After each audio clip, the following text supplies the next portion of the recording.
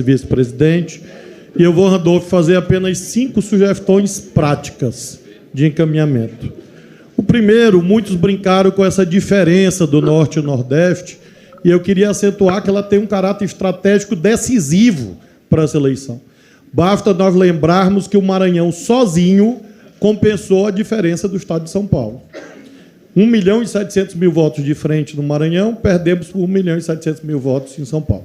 Significa dizer que ampliar no Norte e Nordeste é um dos vetores da nossa vitória, mais do que apenas uma aposta entre nós.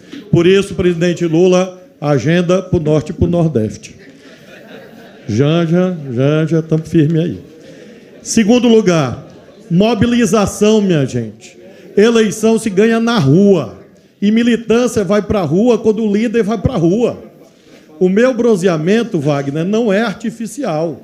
O meu bronzeamento não é igual aquele lá da Bahia. Meu bronzeamento é sol na rua. Por isso que a gente tive 63%. Apanhei do Lula de novo, que fez 68%, mas lutei para ganhar dele. Brandão ganhou no primeiro turno com o Camarão. Então é rua, minha gente. Rua. Isso que a gente sabe fazer. E isso tem um efeito psicológico na nossa militância, que estava emparedada pela violência do fascismo. Quando a gente vai para a rua, a galera assume, bota a toalha na janela, bota a bandeira, tira a bandeira da gaveta. E por isso a gente tem que estar na rua o tempo inteiro com coragem.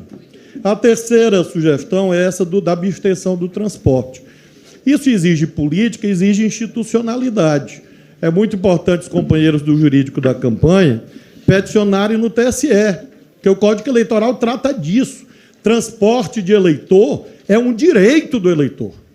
Não é transporte, alguns estados fizeram de graça, transporte na zona rural é um direito do eleitor. E quem tem que garantir é a Justiça Eleitoral, junto com os prefeitos, etc. Então é muito importante institucionalizar esse tema político, governadores, prefeitos, sob o comando da Justiça Eleitoral. A quarta e penúltima sugestão é que a eleição é aquilo que o Wagner disse. É emoção, sedução, é magia.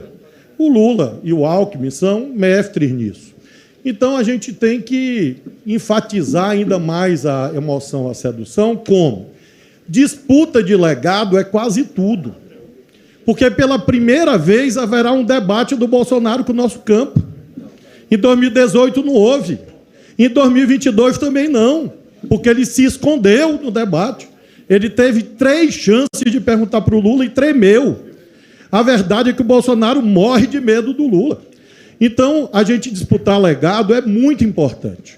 Mas a gente precisa colocar um acento especial, tenho conversado com o nosso companheiro Mercadante, em propostas.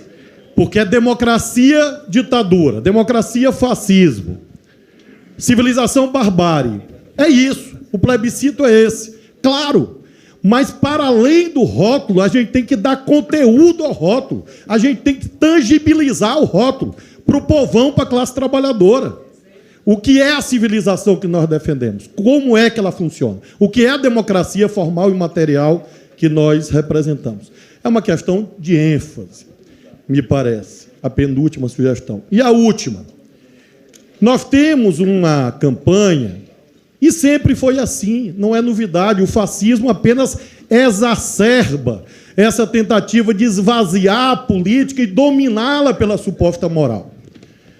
E um dos itens da agenda nacional, além da questão religiosa, é a questão das famílias. Dia 12 de outubro é dia das crianças. No Maranhão, Brandão comandando aqui, nós vamos fazer uma grande mobilização de criança. Botar a criança para defender o Lula. Não é criança esperança, é Lula a esperança das crianças do Brasil. Fazer mobilização, defender as famílias, defender creche, defender escola, defender educação, para mostrar o que é defender família de verdade. As famílias de verdade. De modo que eu acho que a gente imprimindo assim um trilho mobilizador, eu acho que a gente confirma a vitória de hoje. A gente ganhou a eleição hoje. Mas tem um problema. A gente precisa confirmar no dia 30 de outubro. A gente ganhou por quê? Porque a gente ampliou extraordinariamente. Agora, daqui para o dia 30, a gente precisa transformar a ampliação simbólica em voto. E aí acho que a gente tendo um trilho assim nacional que expresse esse campo político ampliado, a gente vai vencer, vai comemorar e aí começar a grande vitória, a real vitória, que é extirpar o fascismo do Brasil. Muito obrigado. Obrigado, governador Dino, senador, nosso colega senador Dino.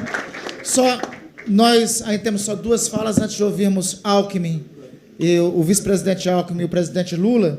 Só lembrando um aspecto que foi destacado aqui pelo governador, senador Flávio Dino, sobre a decisão do ministro Luiz Roberto Barroso, ao final de petição que foi feita, ao final do primeiro turno das eleições. Decidiu o ministro Barroso determinar ao poder público, notadamente a nível municipal, que mantenha o serviço de transporte público urbano coletivo de passageiros em níveis normais no dia da eleição. Essa recomendação e o cumprimento dessa ação é fundamental em nossos estados para limitarmos a abstenção que beneficiará, né? Randolph, cuidar da zona rural, né? Exatamente. Aí tem que estender isso para as zonas rurais. Isso. Né? Então, estender para as zonas rurais. Porque o segundo aspecto da decisão do ministro Barroso é o seguinte: vedar aos municípios que já ofereciam o serviço de transporte coletivo de passageiros gratuitamente, vedar que eles suspendam no dia das eleições. E, por fim, o terceiro aspecto da decisão do ministro Barroso foi recomendar aos municípios, e aí fundamental o papel dos nossos governos estaduais, que criem todas as condições para o deslocamento dos cidadãos e cidadãs até os locais de votação. Então, só para reiterar os termos aqui destacados pelo senador Flávio Dino, governador senador Flávio Dino, tem inclusive um amparo judicial da decisão do ministro Luiz Roberto Barroso.